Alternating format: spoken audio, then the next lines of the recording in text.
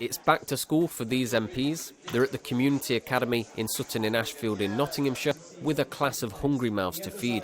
With a £50 budget, they need to feed a family of 5 for a whole week. All of this that you can see was only £50, and we think we're going to feed people for 7 days, whereas actually for £50 you'd probably buy about, what, a day and a half worth of ready-made meals, and that's it.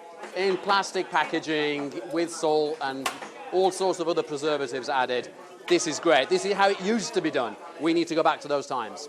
I'm a bit lazy as well with my cooking. I eat out too much, put on a stone or two in Parliament.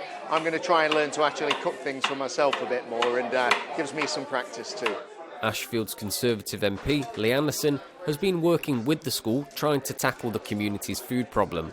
Many families in Sutton are struggling. 1 in 5 need universal credit.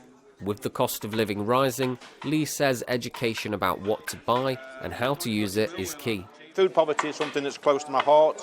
We've seen a big increase in the use of food banks over the years, and I've been trying to work locally with food banks to try and find out how we can help people feed themselves better. And the one thing I kept hearing time and time again is a lot of the service users that are coming to food banks didn't actually know what to do with the ingredients. So they were taking the tin stuff and the packaged stuff, but the fresh ingredients like we see here today, they didn't know how to cook, they didn't know how to budget properly, and buy a decent shop on a budget and make those nutritious meals that they need at home. The food bank here has seen a huge spike in people needing help since the pandemic began.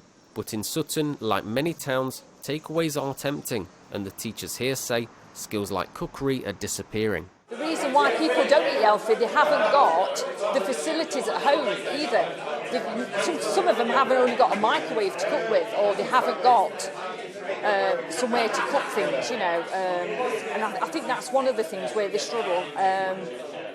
And I think they're just stuck in a rut, basically. They don't want to. Some of them don't want to learn, or they think it's too difficult, and it's breaking that barrier with them. It is easy.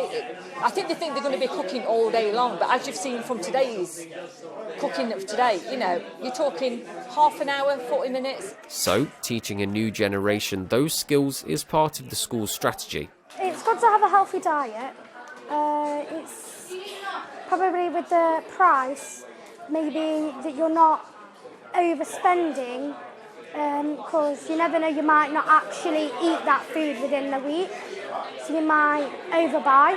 If, for instance, your parents would want help in the kitchen, if they're working on their own in the kitchen, you could help them, and then you can use these skills when you're older at the same time. It's a good way to learn different life skills, but in a way, it's going to take you a while, and at the end of the day, it will always take you a while, but at the end of the day, you'll get something that was worth it.